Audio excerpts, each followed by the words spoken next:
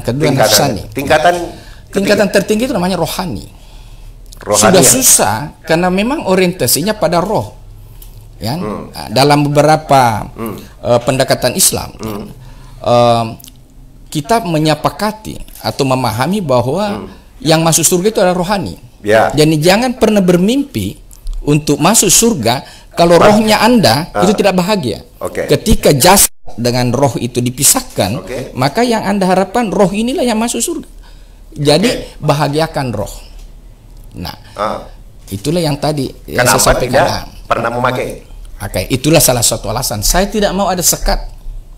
Ya, saya tidak mau ada sekat karena begini. Iya, ternyata kita memang punya perasaan seperti itu.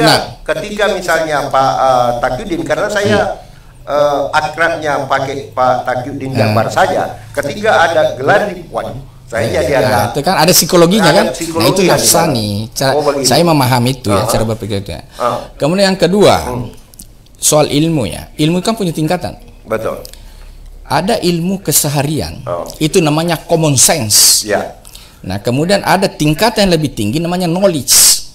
Pengetahuan yang dipahami oleh panca indera.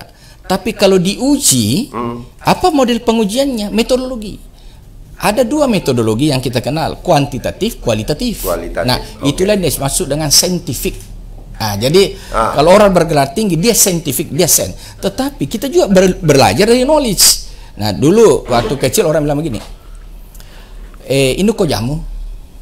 Ya? Kamu minum jamu. Kita punya kebiasaan. Dan secara psikologi membuat kita merasa nyaman dan sehat. Tapi kemudian dalam hari ini jemo gandum itu tidak, jemo gendong itu tidak banyak lagi dikonsumsi orang. Kenapa? Karena dalam kemajuan ilmu pengetahuan ternyata tidak saintifik. Tidak ada setelah diuji ternyata tidak memberi hasil seperti yang kita harapkan. Atau ada pengalaman lain, misalnya waktu kecil kita pernah ditegur orang tua, aja mau tudang itu akeluangi kempang aku. Nah, itu tidak saintifik. Ya, dan itu bukan knowledge, tapi pengalaman sehari-hari yang juga bermanfaat. Kenapa? Mak betui. Nah, seperti itu. Nah, jadi ini pengetahuannya seperti itu kira-kira. Kita mesra nanti seperti yang disampaikan oleh rekan saya Bagus dan Dimas, Anda nanti boleh berinteraktif sebenarnya di acara ini. Tapi yang ingin saya sebenarnya tahu ini, IKA UNHAS ini seberapa banyak di Parepare? Untuk hari ini ya, yang terregistrasi melalui tim ya. Kan ini ada ketua harian, ada OKK ya yang terbentuk. Ini kurang lebih hampir 300 ya. Hampir 300. Dan ini masih terus ya, pendataan kita. Perkiraan saya kira-kira 1000-an. Ada 1000-an. Ada 1000-an. Apa sebenarnya yang menjadi pertanyaan saya juga? UNHAS ini kan perguruan tinggi yang sangat luar biasa menurut saya. Di sejumlah kabupaten kota juga sudah, bukan cuma kabupaten kota, dimanapun tempatnya sudah alumni-alumninya. Kalau di Parepare bagaimana peran alumni sendiri? Jadi gini, visi UNHAS secara umum itu kan kolaborasi UNHAS untuk negeri. Untuk negeri, Artinya di saat-saat sekarang ini dibutuhkan kehadiran alumni untuk memberikan kontribusi positif terhadap negeri ini. Nah, kenapa? Anda sadar atau tidak sadar, Anda akui atau tidak akui, Universitas Hasanuddin ini adalah merupakan lokomotif intelektual di wilayah timur. Nah, kenapa menjadi lokomotif intelektual? Karena memang Universitas Hasanuddin ini yang pertama universitas negeri yang terakreditasi baik di wilayah timur Indonesia. Nah, seiring berjalannya waktu dari mulai adanya UNHAS itu sampai hari ini, itu kira-kira seluruh Indonesia itu kurang lebih 200.000 lebih ya alumni, dan sudah berkiprah di mana-mana. Alumninya itu tinggal presiden yang belum ada, wakil presiden sudah pernah. Pak Wakil Presiden sudah pernah. Menteri itu sudah seabrek, apalagi di eselon 1, tingkat dirjen dan segala macam. Nah, dalam situasi seperti ini kita ingin ada tanggung jawab moral Ya, jadi tadi itu cara berpikir nafsani, ya kan? Yang kedua tadi, makanya saya antar ke situ.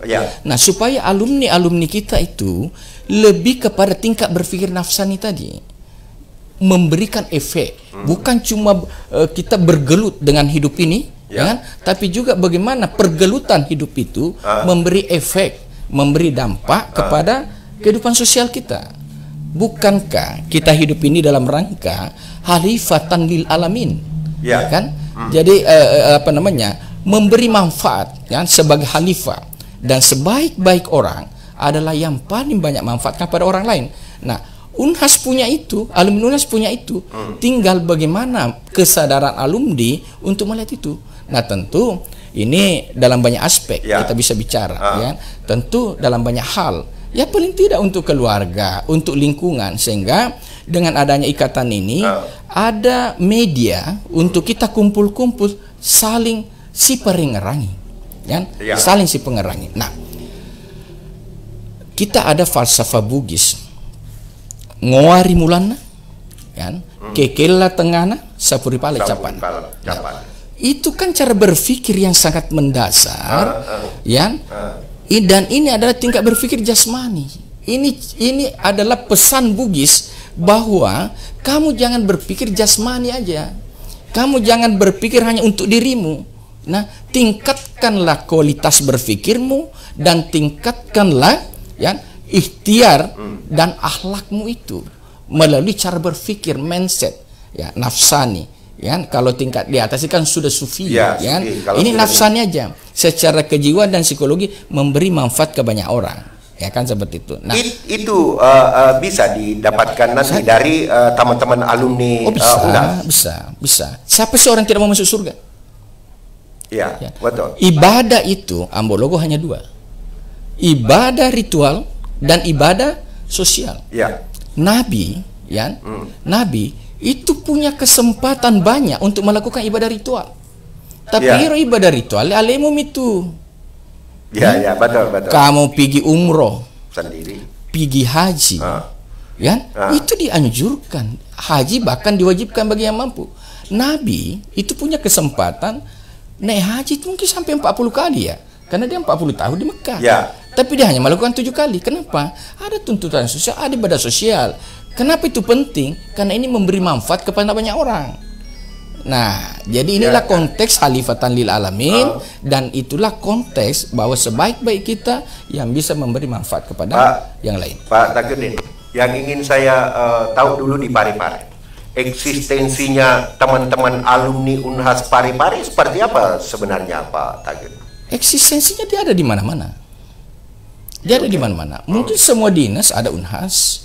Nah, tetapi saya di awal sudah bilang begini, bahwa IKA ini harus kita angkat derajatnya setingkat di atas arisan. Dan kita dan kita harus turunkan setingkat di bawah partai politik. Kenapa begitu? Arisan itu pengurusnya hanya satu. Dia yang mencari anggota, kemudian dia yang kumpulkan uang, dia yang kemudian melot itu, kemudian apa kompensasinya? Dia hanya ingin dapat yang pertama. Dan pengurusnya dari awal sampai akhir dia. Ya? Nah, beda, kan? Nah, ini harus tingkatkan. Pengurusnya harus kalau banyak. Partai politik lain lagi. Partai politik itu bagaimanapun banyaknya orang di dalam, dia kepentingannya satu, kekuasaan. Nah, kalau IKA Unhas, IKA Unhas kepentingannya itu dalam rangka rahmatan lil alamin. Karena dia mau ambil di tengah-tengah ini. Dia mau ambil, dia untuk umat. Jadi dimanapun dia, ibu rumah tangga, beri manfaat kepada yang lain. Bagaimana cara memberi manfaat kepada yang lain? Mana sunasu kok nemawi balibolai patekangi, beri manfaat. Kamu misalnya buang sampah berbau, jangan hanya membersihkan rumah di dalam. Ingat juga tetanggamu, ya? Jangan sampai baunya ke tetangga. Nah, itu nafsani semua. Nah, itu yang diharapkan ketika Anda lepas dari Unhas ini, atau ketika Anda bergabung di ikatan alumni Unhas ini. IKA itu artinya orang yang sudah diwisuda. Betul. Kan? Artinya dia sudah melewati proses mahasiswa. Mahasiswa, Kan? Artinya tingkat kemapanan berpikir harus dimiliki. Nah, kalau ini kemudian kita sinergikan dan paralelkan dengan cara berpikir, ya, model Islam yang tadi itu, ya, yang saya sampaikan di awal, ya, dia ada di nafsani, sudah memikirkan orang lain. Sekarang persoalannya, misalnya ambok logo kan, nah kita naik motor, ya, kita lambung kiri, lambung kanan. Kalau kita sudah singgah di depan, cobalah tertib untuk singgah di belakang kita. Karena kita tinggal berarti ada hal yang menghambat. Ini biasa kan ada yang ke kiri, ada ke kanan, ini semakin macet. Nah, kurang sabar lagi. Nah, ini soal mindset, cara berpikir. Nah, jadi ini cara berpikir di Parepare ini seperti yang Pak Taqiyuddin tadi sampaikan bahwa banyak alumni Unhas yang akhirnya sudah memegang peran di sini. Ya, banyak. Jadi dengan peran yang sudah ada, mau dioptimalkan peran itu. Seperti apa mengoptimalkannya? Karena jujur saya mungkin belum terlalu, saya tidak tahu sekarang atau ke depan nantinya. Tapi pemikiran saya kemarin mungkin belum terlalu untuk itu. Nah, ke depannya seperti apa itu, Pak? Nah, saya lanjut dulu tadi ya, bahwa IKA ini harus setingkat di atas arisan. Artinya kita kumpul. Nah, tapi setingkat di partai politik. Artinya kalau kita ingin berdiskusi, ya, dan enak semuanya, saya jujur saja, ya, saya kan pernah kandidat 2013, kandidat wali kota. Dan ini sebentar dulu Pak Taqiyuddin, belum dilanjut. Narasumber kita ini Pak Ketua IKA Unhas ini dulu adalah calon wali kota Parepare. Lanjut lagi, Pak. Apa artinya dengan saya ketua IKA hal yang berbeda, tapi orang bisa hubungkan sehingga alumni IKA yang ada di pemerintahan tentu enggan untuk memberikan kontribusi berupa kita duduk bersama memikirkan negeri ini. Kenapa? Dihambat oleh saya pernah calon dan kekuasaan yang berlangsung. Kenapa? Karena berpikirnya itu jasmani, tidak nafsani. Saya ingin, makanya saya bilang IKA ini harus dibawa setingkat di bawah partai politik, sehingga apapun bendera kita di dalamnya, kan, siapapun dari sumber apapun kita, latar belakang apapun kita bicara yang umum-umum, yang memberi manfaat, sehingga IKA Unhas nyaman untuk alumni, kan? Apakah dia dari partai politik biru, kan? Apakah partai politik merah, partai politik kuning, partai politik hijau, mari kita sama-sama. Selama Anda memperlihatkan itikat kontribusi yang positif. Nah, karena persoalan kita saat ini adalah kita memang sudah tercabik-cabik. Kenapa tercabik-cabik? Karena kita terbelah-belah. Kenapa terbelah-belah? Mindset. Semua jasmani, kan? Pikiran retami, tidak kepada nafsani. Padahal masyarakat membutuhkan buah-buah pikiran kita. Tapi kita terhambat oleh tidak adanya komunikasi. Nah, hambatan komunikasi itu kan saya pernah kandidat. Mungkin saja tidak ada larangan. Tetapi karena kepekaan itu terlalu mengada-ada sehingga ada keengganan itu. Nah, saya berharap bahwa IKA Unhas ini, kan, bisa menjadi media untuk memberikan nilai-nilai positif kepada masyarakat. Nah, caranya tadi itu tingkatkan setingkat di atas arisan dan turunkan setingkat di bawah partai politik sehingga kita menjadi nyaman, kan, seperti itu. Jadi marilah kita berika sambil beramal, kan, seperti itu.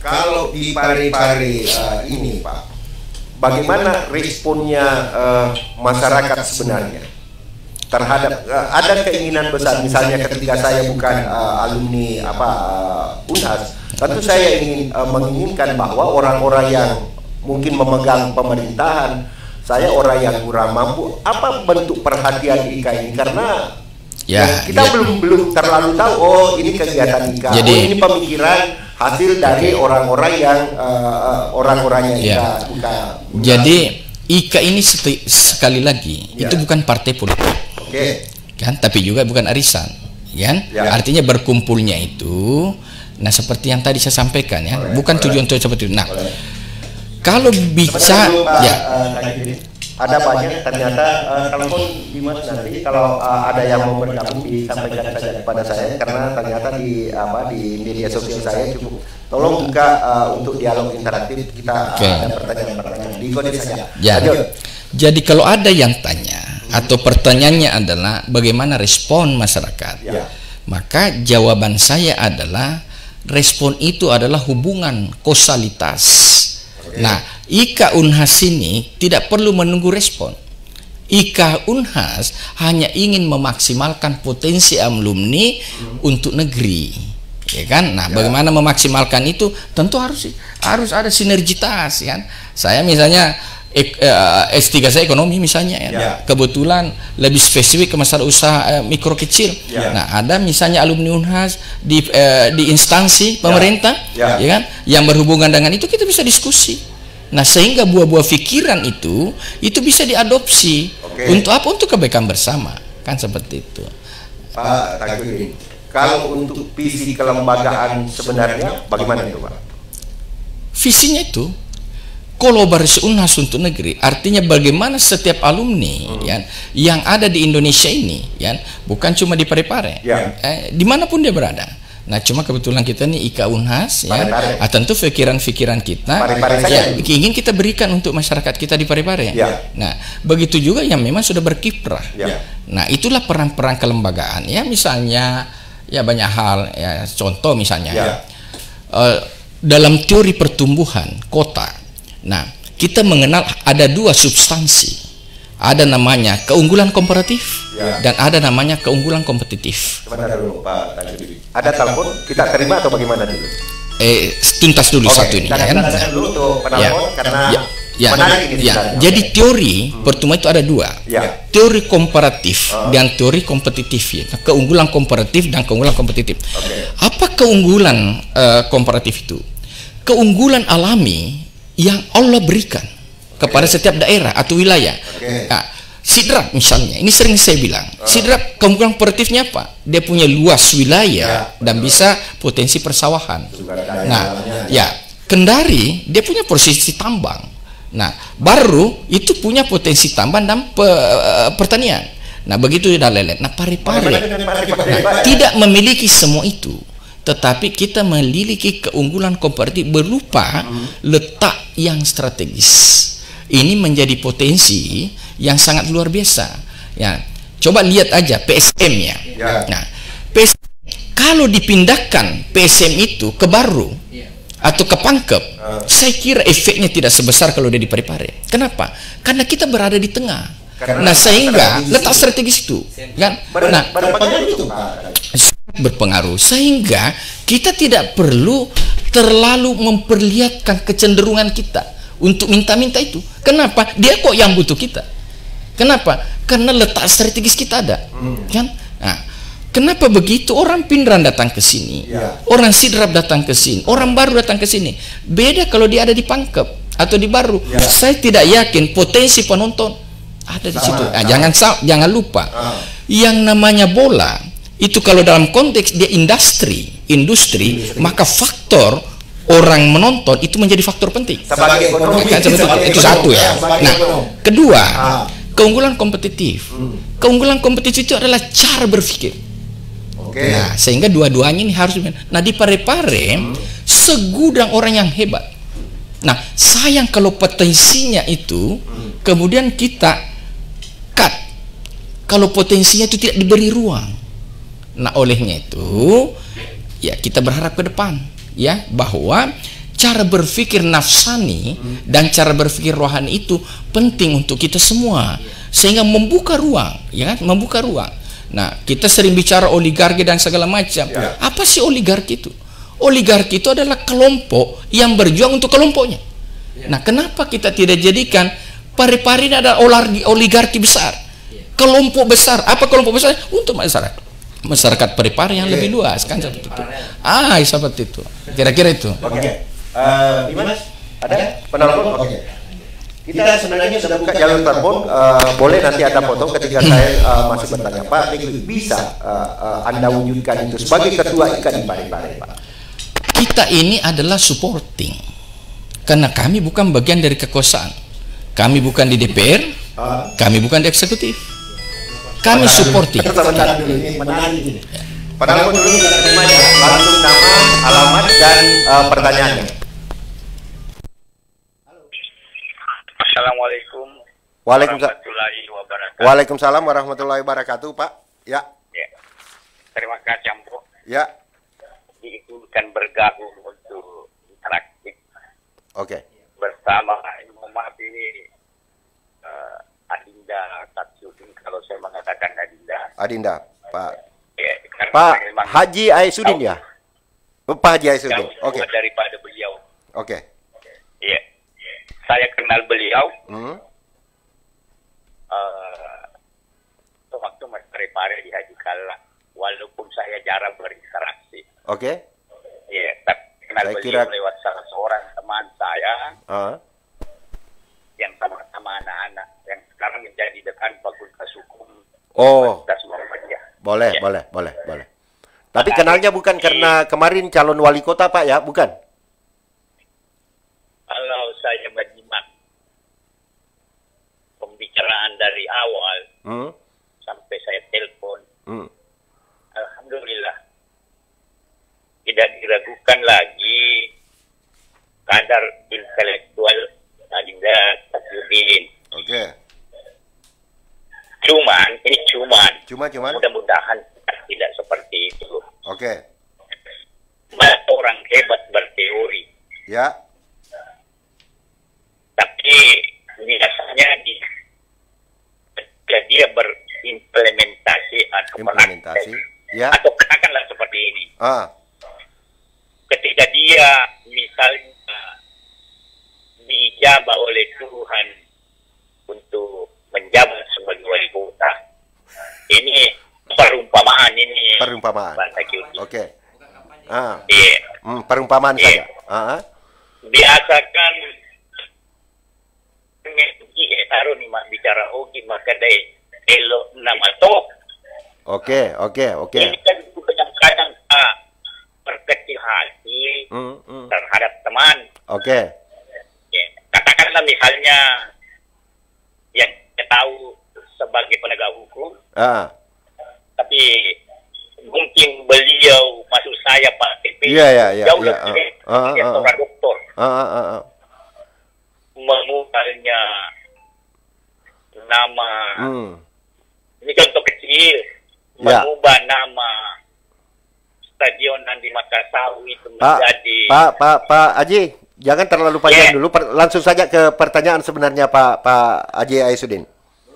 Saya tidak mau bertanya, saya hanya mau sampaikan bahwa mudah-mudahan yang kita ucapkan itu sama dengan ada relevansinya nanti atau bersesuaian. Insya Allah, kalau misalnya mau mencalonkan diri menjadi wali kota, terus terpilih menjadi wali kota, sesuai apa yang kita katakan. Nah, gitu tidak ada yang saya tidak mau bertanya, saya hanya sampaikan agar menjadi bahan pertimbangan tidak melakukan seperti itu. Baik. Assalamualaikum warahmatullahi wabarakatuh. Saya sebenarnya kenapa larinya malah ke pencalonan partai? Tadi saya kan sudah tadi mengatakan di awal ya bahwa saya pernah kandidat, sehingga apapun yang saya lakukan maka asosiasi pikiran orang itu ke situ. Nah, wali kota, dan pasti orang hubungkan. Padahal tema diskusi kita hari ini adalah dalam rangka kapasitas saya sebagai ketua IKA terpilih Ustaz Sasadudin dan seperti apa peran-peran alumni terhadap banyak hal. Nah, tapi orang akan hubungkan. Nah, itu tidak bisa serta-merta kita nolak atau apa segala macam. Itu konsekuensi dan itulah persepsi. Nah, itulah persepsi. Jadi tidak apa-apa. Jadi kalau selama itu baik kita amini kan itu. Doanya bagus ya kita amini. Yang menjadi catatannya Kakanda tadi Pak Haji Aisudin, ketika orang teorinya mungkin seperti apa tadi? Jadi begini, menanggapi sedikit, memang persoalan kita hari ini adalah persoalan trust, soal kepercayaan. Nah sekarang masyarakat kita ini bukan cuma di Parepare, saya kira ya, seluruh Indonesia dia sudah underestimate terhadap apa yang diucapkan baik oleh kekuasaan maupun oleh DPR. Nah kalau ini kita bahas itu perlu perlu spot lain ya.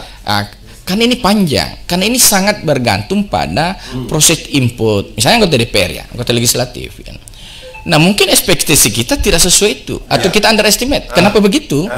Nah antara tugas dan tanggung jawab DPR, fungsi legislasi, fungsi budgeting, dan fungsi pengawasan itu tidak bisa tuntas. Kenapa?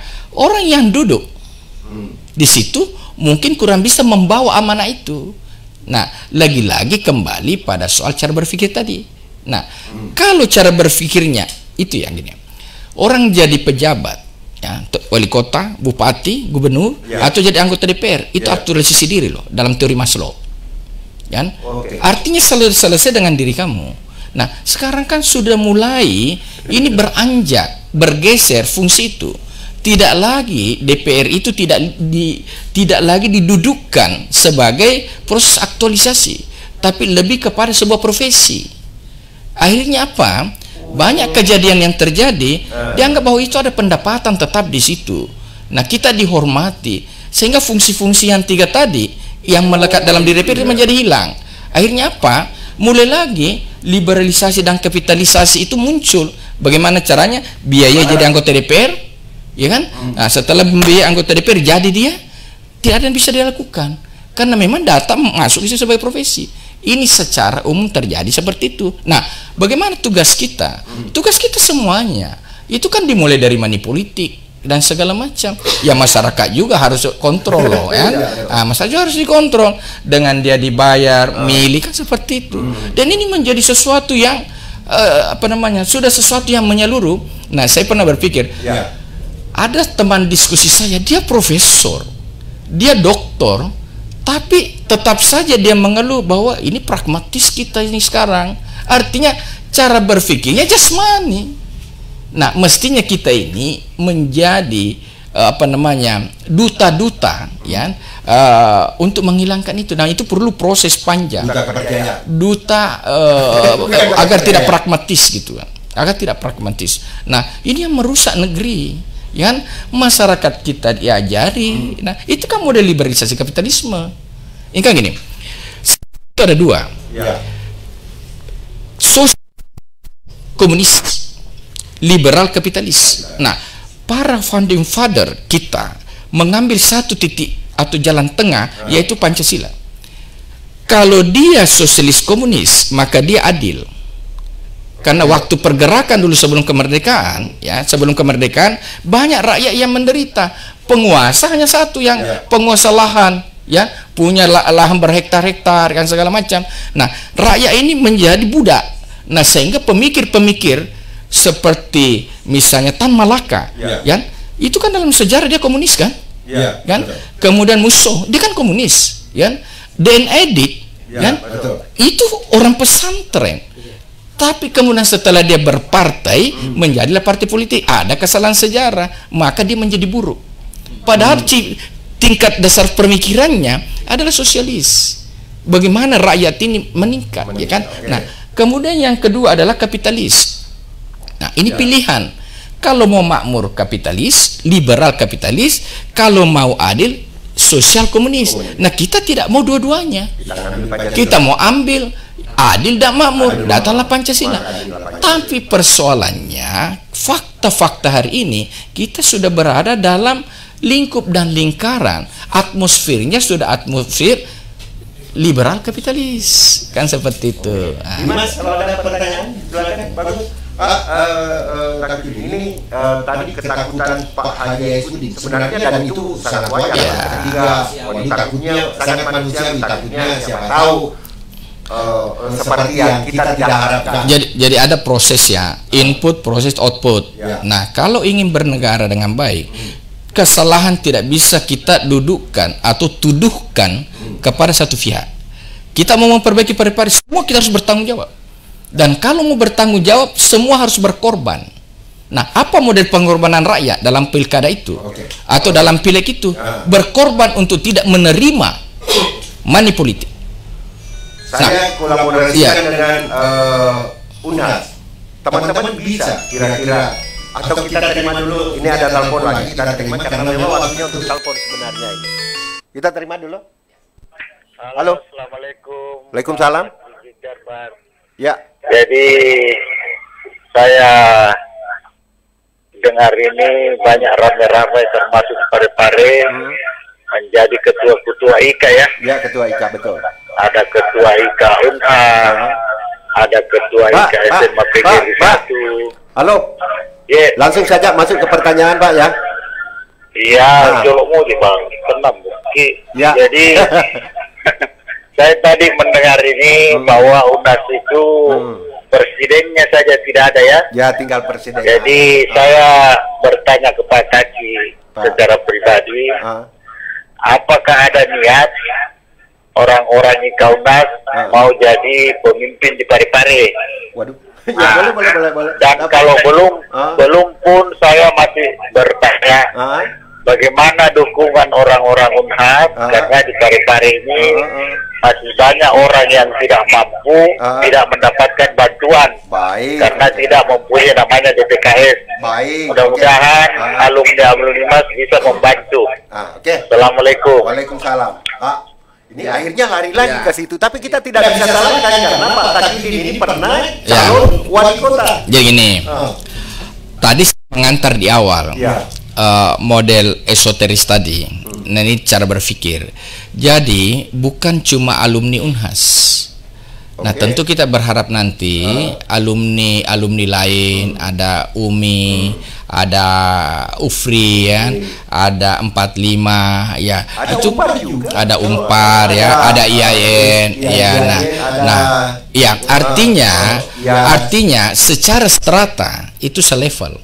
Secara strata dia S1 semua kan. Tentu diharapkan ya kalau mau linear alumni S1 itu sudah harus berada pada tingkatan berpikir ya, dan spirit akhlaknya itu berada dalam nafsani tadi. Bukan hanya untuk dirinya saja, tapi lebih kepada jiwa dan psikologi, memikirkan orang dan segala macam. Nah, kalau ini tentu kita tidak bisa kemudian serta-merta merubah orang. Karena yang pasti yang mampu bisa kita rubah adalah diri kita. Nah, mulailah perubahan itu di diri kita. Ya, nah itu seperti itu. Pertanyaannya tadi kan ada tidak? Sebenarnya kita tidak mau, tapi karena ini pertanyaan masyarakat, ya kita jawab lagi. Saya jawab ya. Yang namanya pengabdian, semua orang ingin. Nah, bisa tanya kepada semua ulama, kan? Apa jalan tercepat masuk surga untuk kita yang ada di Parepare? Wali kota itu tercepat masuk surga, tetapi efeknya juga kalau tidak aman, itulah jalan tercepat masuk neraka. Nah, jadi pertanyaannya adalah wali kota tidak bisa jadi ambisi, kan? Harus pengabdian. Nah, untuk bisa menjadi pengabdian, maka harus mengetahui dulu kondisi Parepare itu apa yang dibutuhkan, periksa diri kita. Mampu ndak kita bisa menyelesaikan soal-soal itu? Sampai hari ini saya pun perlu diyakinkan bahwa saya bisa mampu untuk itu. Seperti itu. Jadi kembali ke urusan kita hari ini, Pak Mbologo. Jadi IKA ini adalah gerakan moral. Nah, khusus untuk alumni, dia menjadi gerakan yang bisa mengejawanta cara berpikir. Mudah-mudahan karena UNHAS ini Anda setuju atau tidak setuju, kita adalah lokomotif intelektual karena kita yang pertama. Mudah-mudahan ini bisa menular ke alumni perguruan tinggi yang lain karena kita punya strata yang sama, ya. Alumni UMI hari ini, kalau tidak salah dia lagi musda hari ini, ya. Berarti jam 1 sebentar sudah ada ketua IKA UMI juga. Nah, coba bayangkan kalau ketua IKA UMI, ketua IKA UFRI, kita bisa duduk bersama. Bisa tidak seperti itu? Saya kira bisa. Tergantung mindset. Kita lanjut nanti itu. Kita terima dulu telepon karena memang waktunya telepon. Silakan. Ya, terputus. Pak, bisa tidak mereka semua teman-teman ini berkolaborasi? Berkompetisi ya? Bisa. Makanya di awal diskusi saya coba masuk dengan satu pendekatan esoteris tadi, tingkatan berpikir. Nah, kita masuk ke nafsani semua. Kalau ketua IKA Umi cara berpikirnya tidak ke jasmani, tidak ke individual, tapi lebih kepada nafsani itu, maka kita bisa duduk bersama. Baik, kita terima. Padahal mau dulu, silakan. Assalamualaikum warahmatullahi wabarakatuh. Ini nampaknya Bapak double ini 2 kali saya lagi. Sudah poin saja. Ya. Jadi ada yang menarik sebelum tadi Bang One itu masuk. Pak Takyudin bilang apa? Masyarakat ini kan kasih apa intinya begini, jangan mau menerima sesuatu yang diberikan oleh apakah itu. Oh ya. Kesimpulannya seperti itu. Oke, betul. Jadi ini kan sebenarnya fenomena yang enak kita bilang begitu. Oke. Tapi yang mengajari masyarakat itu adalah para calon itu sendiri. Ini jujur ini. Ya. Baik itu anggota DPO, calon oknum anggota DPR, maupun itu calon oknum wali kota. Iya. Maksud oknum kan tidak bisa kita menuduh yang enggak. Tapi realitanya seperti itu. Kenapa? Baik. Karena pemerintah sendiri yang menghendaki akan lahir seperti itu. Oke. Adanya keputusan Mahkamah Konstitusi dalam pemilihan itu langsung suara terbanyak. Ini di mata saya ada 2 yang dihasilkan. Kapitalisme politik dan liberalisasi politik. Jadi seorang oknum anggota calon DPR itu bukan lagi bertolak kepada intelektual, akhlak dan semacamnya. Walaupun penjahat sekalipun, kalau dia punya duit, mencalonkan diri dan dia berikan kepada masyarakat, insya Allah masyarakat akan pilih. Pak Haji, saya tanya dulu. Kalau Pak Haji mau menghentikan seperti itu, bisa Pak Haji lakukan. Karena Pak Takyudin tadi sampaikan kepada saya, kalau kita memulai sesuatu, maka mulailah dari diri sendiri. Bisa Pak Haji? Kenapa? Bisa Pak Haji hentikan hal seperti itu? Maksudnya? Maksudnya kan begini, tadi Pak Aisudin sampaikan bahwa calon masih selalu memberikan seperti itu. Nah, harusnya kan berhenti di kita. Kalau ada yang sodorkan sesuatu, harusnya kan Pak Aisudin misalnya berhenti juga untuk itu. Itu pemikiran tadi yang disampaikan oleh Pak Takyudin Jabar. Ini kan saya bilang, Ambo, agak susah sebenarnya. Enggak, tidak susah ini barang, Pak. Ketika Anda mau, tidak susah ini barang. Saya beberapa kali pemilihan, Pak, alhamdulillah sampai sekarang saya kasih sampai sekarang saya belum pernah mau menerima hal yang seperti itu, Pak. Oke. Belum pernah menerima yang seperti itu, pemberian, Pak. Iya. General. Begini, Pak. Apakah Ambo Logo terkhusus kepada menerima dari ini kan Pak Takyudin pernah menjadi kandidat? Artinya apakah terkhusus itu tidak pernah menerima? Bukan cuman pada pemilihan wali kota atau anggota. Pemilihan apapun saya memang tidak pernah, karena saya harus hentikan di diri saya bahwa saya tidak boleh terima hal yang seperti ini. Kalau Pak Aisudin dan seluruh masyarakat lakukan tidak seperti sama, itu. Ambo. Tidak sama. Oh, susah Pak kalau pernah menerima, walaupun saya menjadi. Minta maaf Pak Haji, waktu kita sangat terbatas untuk ini Pak Haji ya. Kami sudah bisa menangkap pertanyaannya tadi. Iya. Baik. Jadi, ini kan rada-rada lucu Pak. Bahkan ada yang mengeluarkan statement, insya Allah. Ya. Kalau saya akan menjadi ini, saya akan beginikan. Setelah dia duduk, dia yang dikerangkeng Pak. Baik. Oke, kita tutup teleponnya Pak Haji Aisudin. Itu masih selalu ketakutannya orang. Jadi gini ya. Jadi gini. Money politik itu bukan hanya terjadi di Indonesia. Ya, itu terjadi di seluruh dunia. Amerika pun itu sampai hari ini ada. Nah, tapi kan saya berbicara konteks intelektualnya. Karena kapasitas saya di sini adalah ketua IKA, bukan politisi. Betul. Ya, nah, olehnya itu saya mengatakan bahwa cara berpikir yang nafsani itu, memikirkan orang lain itu menjadi penting. Dan soal liberalisasi kapitalisme itu hanya bisa kita jawab dengan komitmen diri. Bapak tidak bisa menghentikan hal seperti itu, ya kan? Karena itu hubungan antara orang dengan orang. Nah, yang paling bisa dilakukan adalah komitmen diri. Jangan lakukan. Kenapa? Ya, itu transaksional, ya kan?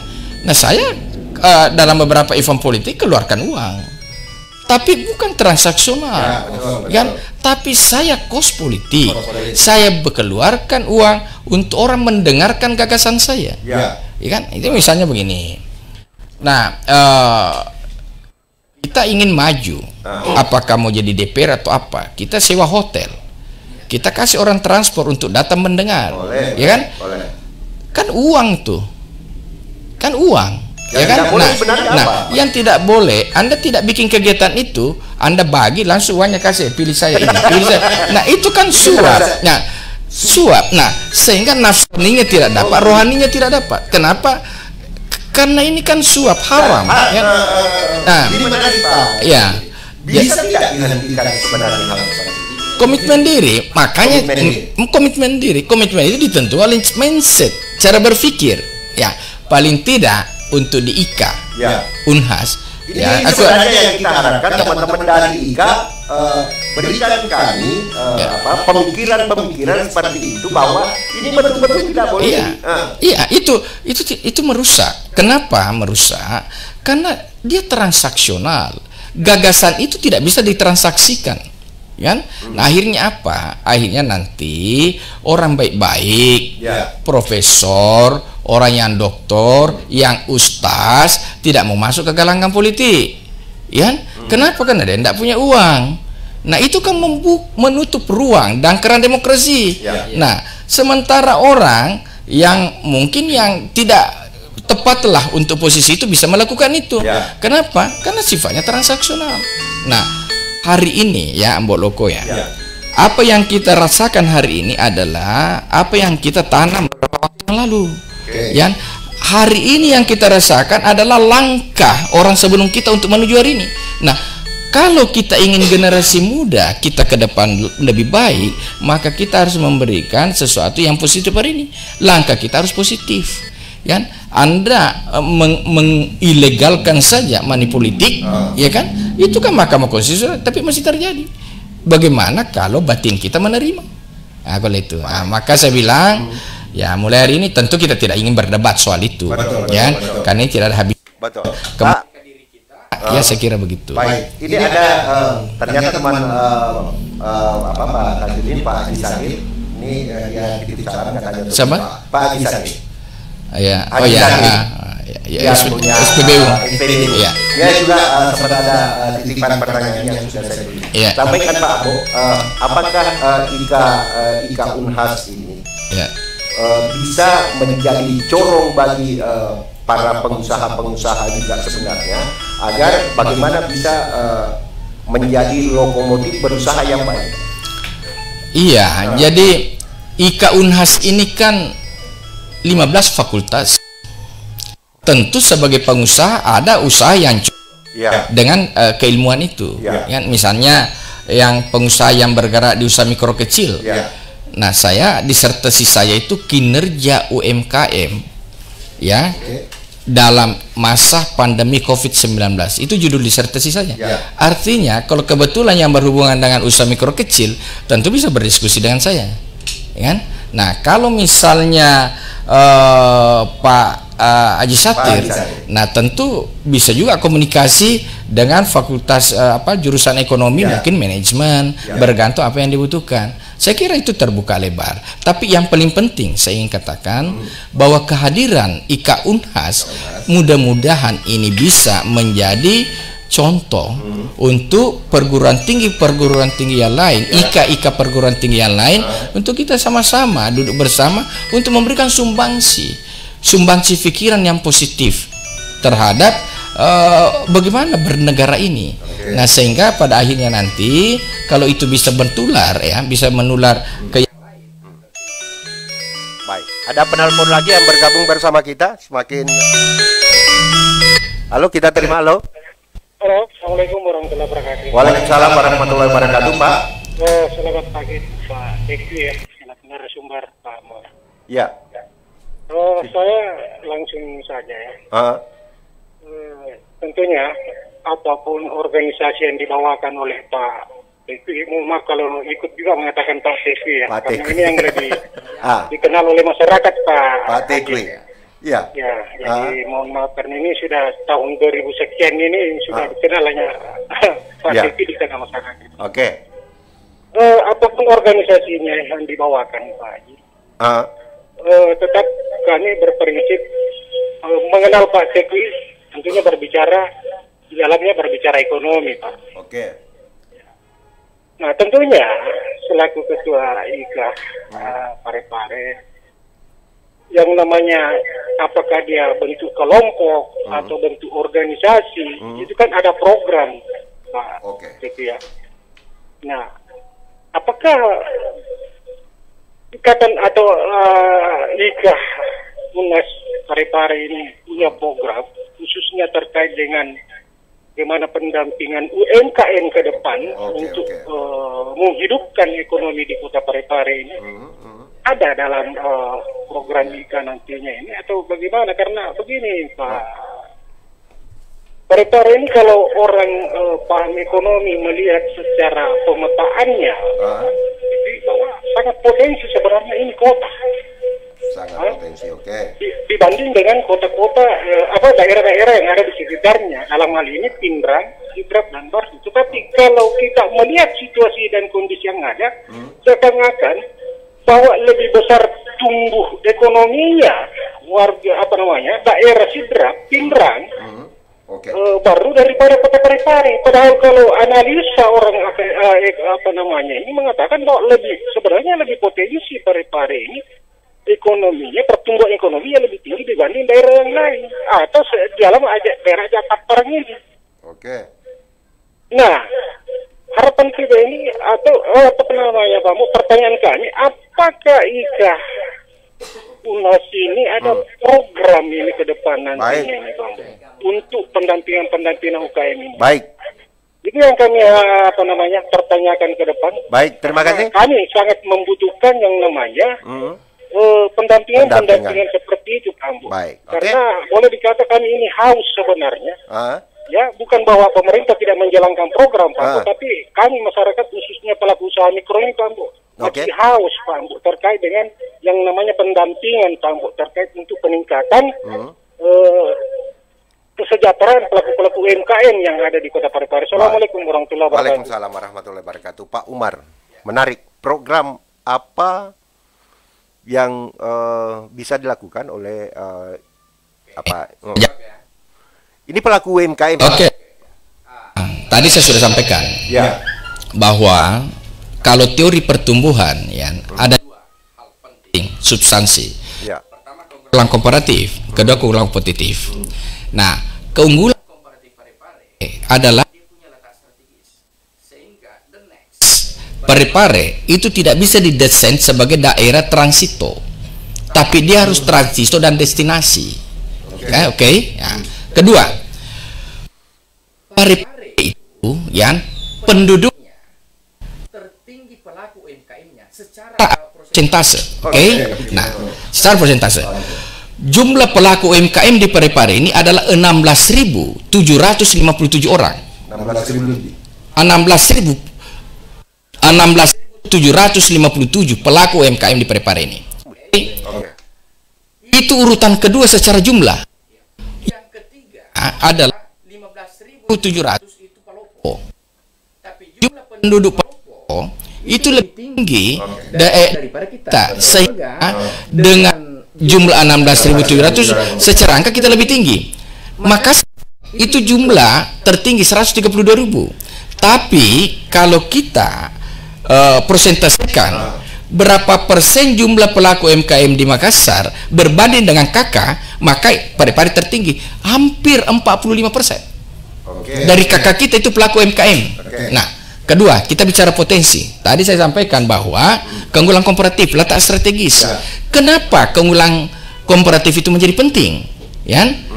Karena kita bicara bisnis pun, kita bicara market. Nah, kalau kita bicara market, kita tidak bicara populasi. Kita bicara potensi yang bisa menikmati itu. Nah, tadi saya PSM kan. Nah, kenapa PSM begitu hebat kalau di Parepare? Karena potensi marketnya besar, jumlah penduduknya kecil. Nah, bagaimana dengan coba pindahkan PSM ke Sidrap, potensinya berbeda. Kenapa? Karena Sidrap hanya menganggap jumlah penduduknya potensi lebih tinggi dari Parepare. Tetapi potensi Parepare lebih kecil, tapi lebih besar potensinya. Karena orang Sidrap dari Parepare. Pindrang itu marketnya Parepare. Baru begitu. Itulah kita bicara market. Nah, itu satu. Yang kedua, apa persoalan UMKM kita? Secara besar, seluruh Sulawesi Selatan, Parepare, Sulawesi Selatan ini, pelaku UMKM kita di Sulawesi Selatan ini, saya bisa menjawab ini, karena saya 2 periode menjadi wakil ketua Kadin Sulawesi Selatan, dan khusus bidang koperasi UMKM. Jawab. Nah, di Sulawesi Selatan itu dari 7 juta penduduk, 1 juta pelaku UMKM, dan 98% mati suri. Nah, kenapa begitu? Kita ulas 5 persoalan besar UMKM. Yang pertama adalah akses permodalan. Nah, Cina itu, Tiongkok itu untuk mengambil modal di sana, perbankan itu bunganya 4%. Kita KUR itu 5%, 6%. Itu pun susahnya bagaimana? Akses permodalan. Kedua, perizinan. Nah, di Cina itu perizinan rata-rata 1 hari perizinan bisa keluar. Di Indonesia 60 hari. Makanya perlu smart city. Dua. Yang ketiga adalah promosi. Pemerintah itu adalah fasilitator, katalisator pembangunan. Artinya ikut membantu mempromosi produk-produk UKM apa yang ada di Parepare yang potensial, itu keterlibatan pemerintah harus ada. Nah, yang keempat, tenaga kerja. Di Cina 1 tenaga kerja untuk pekerjaan 1 produk, dia 1 hari, kita 3 hari. Artinya sehingga efisiensi. Nah, keempat adalah bahan baku, kesulitan bahan baku. Nah, 5 persoalan penting UMKM. Nah, ini butuh pendampingan. Nah, pertanyaannya adalah, saya baru masuk ke pertanyaan ini. Bagaimana dengan IKA Unhas? Kita sepakat pada saat pelantikan nanti ada rapat kerja setelah pelantikan. Nah, pada rapat kerja itulah kita akan formulasikan bersama teman-teman di IKA untuk kemudian mendapatkan masukan hal-hal apa yang dianggap kurang.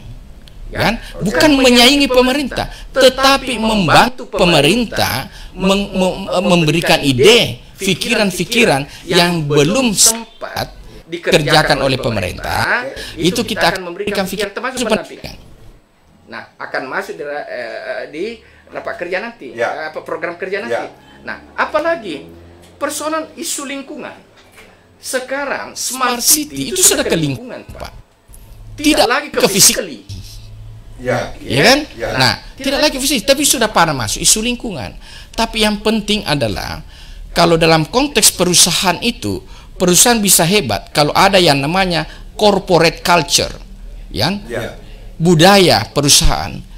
Ini yang perlu dibangun. Kita mulai dari IKA Unhas dulu, kemudian IKA perguruan tinggi berbeda, kemudian secara umum culture city. Bagaimana kultur itu bisa, saya ingat falsafah Bugis Mali si parape, reba si patokong, malilu si pakaingat. Itu falsafah culture yang bagus untuk kita orang Bugis. Kalau ada saudaramu yang hanyut terbawa arus, tugas kita untuk membawanya ke tepian. Kalau ada saudara kita yang jatuh tertimpa masalah, maka tugas kita untuk mengangkatnya. Dan kalau ada saudara kita yang luput dari nilai-nilai kebaikan, maka tugas kita untuk saling ingat mengingatkan. Ini falsafah Dan ini adalah culture yang baik. Nah, coba bayangkan kalau misalnya kita mulai di Unhas tidak ada sekat-sekat yang terlibat sebagai ASN misalnya bisa gabung ngopi-ngopi sama kita, ya, karena saya sudah punya visi lebih awal bahwa turunkan satu grade dari tidak bicara kepentingan, kita bicara sesuatu yang sifatnya ya khalifatan lil alamin, ya kan, kita bicara sesuatu yang amar ma'ruf nahi mungkar, ya kan. Nah, itu saya kira bisa. Jadi Pak Umar tadi tenang saja dulu, insya Allah akan ada.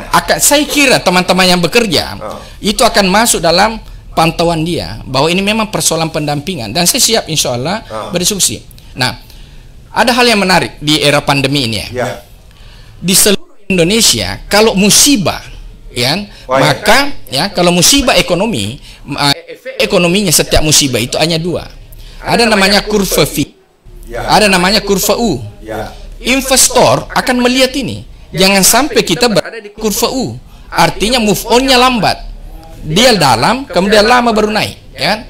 Nah, kalau bencana alam biasanya V, karena langsung dapat backup pemerintah. Tapi yang menarik di Parepare ini, menurut penelitian saya, ini scientific, ya, karena ini penelitian S3 saya, ya, terjadi kurva K, ada yang turun, ada yang naik. Nah, kenapa kurva K? Karena pandemi ini kemudian mempercepat yang namanya transformasi teknologi. Nah, banyak hal yang terjadi dalam rumah tangga. Banyak orang kehilangan keluarga, ya, dia bercerai segala macam, muncul single parents, ya. Nah, akibat dari COVID ini mereka berusaha di luar, di dalam rumah. Jadi yang turun adalah bisnis tatap muka, tapi yang naik itu adalah bisnis online. Mereka bikin paleko, ya, mereka bikin. Jadi ini enak ini sebenarnya. Tinggal kulturnya yang diperbaiki dan semangat bernegara itu harus dituangkan, harus diejawantah, ya, harus diejawantah. Baik.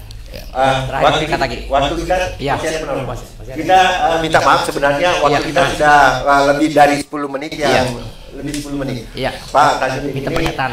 Ada pernyataan sedikit, mungkin pernyataan. Pak Tajudin. Ya, ini kan apa yang atau kita dulu? Boleh. Dulu. Oke. Ini terkait dengan pernyataan bahwa krisis tadi, saya sangat sepakat bahwa sebenarnya kalangan intelektual ini bisa menjadi lokomotif atau duta untuk bisa merubah mindset politik kita di Indonesia. Nah, krisis kita ini kan sebenarnya bukan hanya krisis kepemimpinan, ini kan bermula dari krisis ekonomi, sehingga terjadilah krisis kepemimpinan. Nah, kita melihat bahwa IKA alumni ini tidak terlepas dari mahasiswa. Nah, kita mengingat juga sejarah mahasiswa ini, bagaimana mahasiswa bisa melakukan perubahan di negeri ini. Nah, konsep kepemimpinan sebenarnya kan IKA ini katakan sebagai pemimpin atau keadikan. Konsep kepemimpinan yang berada di kata ini jadi saya bilang begini. Jadi krisis itu, ya, apakah krisis ekonomi itu terjadi akibat efek eksternal? Seperti sekarang kan krisis itu dia multi, ya. Pertama karena kita ada pandemi, ya, baru selesai. Pandemi itu persoalannya bukan pada penyakitnya, tapi kepada psikologi masyarakat, ya.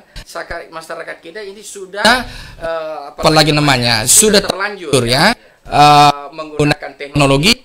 Masyarakat ini sudah terlanjur sedikit malas-malasan. Nah, untuk move on-nya susah. Jadi yang paling susah itu bukan pada ekonominya, tapi psikologinya yang bisa merubah ekonomi itu. Nah, itu yang susah. Nah, kemudian yang kedua krisis eksternal, penyebab eksternal. Indonesia hari ini juga ada efek eksternal. Peran Rusia itu berdampak sangat besar. Kenapa ini menyangkut soal pasar minyak bumi, ya, pasar gas dan segala macam. Ini akan memberikan imbas yang luar biasa. Nah, kalau saya ditanya seperti apa standar kepemimpinan, morality. Morality. Maka saya tidak setuju sebenarnya kalau dikatakan negara ini adalah negara hukum. Karena pasal itu akan dimainkan sehebat mungkin. Nah, sehingga targetnya adalah menang. Tapi kalau kemudian kita menganggap bahwa yang tertinggi adalah morality, ya kan? Maka saya kira hukum itu akan menjadi instrumen. Bukan sebagai panglima, dia menjadi instrumen. Instrumen untuk standar moralitas yang baik. Oke. Jadi itu yang paling penting. Jadi manajemen kepemimpinan menurut saya adalah morality, ya, standar moral. Pak Tajudin, yang terakhir, harapannya IKA Unhas dulu ke masyarakat. Harapan saya kira adalah mudah-mudahan, ya, kehadiran Unhas ini bisa bisa memberi manfaat kepada masyarakat. Nah, terutama mungkin pada rapat kerjanya nanti, mudah-mudahan bisa mengadopsi apa yang menjadi keluhan-keluhan masyarakat ya, yang kebetulan mungkin belum sempat dilakukan oleh pemerintah, ya mungkin kita bisa menjadi supporting moral ya untuk itu. Saya kira. Kalau ke pemerintah, harapan ke pemerintah adalah jadikan IKA sebagai mitra yang baik. Closing dulu, Pak Tagir. Closing statement. Statement. Closing statement adalah saya adalah hari ini adalah Unhas ini adalah sebuah anugerah. Nah, tentu karena dia anugerah kita harus jaga. Tentu karena dia anugerah kita harus memberikan pemikiran-pemikiran yang baik. Karena dia anugerah tentu kita harus menjaga, karena ini bagian dari ibadah. Luar biasa hari ini 75 menit ya kita bersama di program kolaborasi Unhas untuk Negeri yang sudah hadir di Radio Mesra Ketua IKA Unhas Parepare, Kandidat Dr. H. Taqiyuddin Jabbar SOS MM. Saya banyak terima kasih untuk kehadirannya dan saya kembali ke studio 1 bersama Dimas, silakan. Baik, terima kasih untuk Insan Mesra untuk skala perhatiannya menyimak dialog khusus kita untuk hari ini. Sampai di sini, wabillahi taufiq wal hidayah. Wassalamualaikum warahmatullahi wabarakatuh. Perkembangan media informasi semakin cepat menuntut